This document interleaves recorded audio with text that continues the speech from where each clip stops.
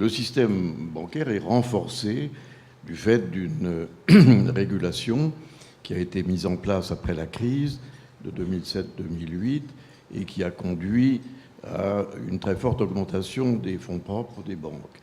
Le capital réglementaire minimum avant la crise était théoriquement de 2%. Il est aujourd'hui de 7% pour les banques, je dirais, ordinaires, et il est en fait pour les grandes banques de l'ordre de 10 à 12%. Et donc il y a eu une augmentation du capital des fonds propres des banques qui est à peu près de 4 fois, si vous voulez. Ce qui n'avait pas été réalisé en 100 ans préalablement. Donc c'est un effort considérable. Donc la première partie de ma réponse normande, c'est de vous dire que le capital des banques, l'equity des banques a été considérablement renforcé. Mais il y a aussi un mais.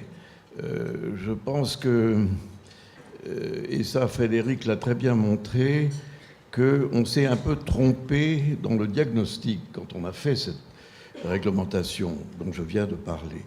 Parce qu'on a traité toutes les banques de la même manière et on a considéré que c'était l'insuffisance des fonds propres qui était le phénomène fondamental.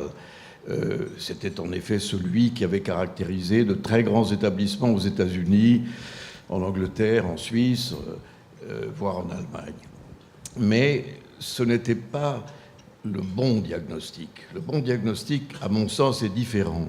Ce sont les banques qui ont trop développé leurs activités d'investissement et de trading qui ont été les plus frappées par la crise.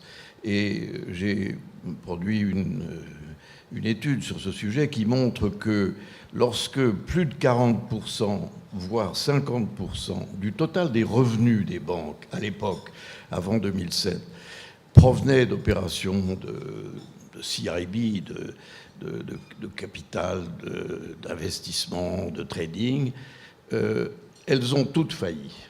En revanche, les banques qui avaient un portefeuille plus réparti et où les opérations de CIB étaient inférieures à, en général, 30%, voire 20%, n'ont pas été durablement affectées par la crise. Et je pense qu'il aurait fallu utiliser ce critère pour faire la réglementation plutôt que de dire qu'il faut monter de 2 à 10%. Et voilà, donc je pense que ça a un petit peu affaibli les banques qui avaient des portefeuilles bien répartis parce qu'elles ont été obligées de se soumettre aux augmentations de capital maximales alors que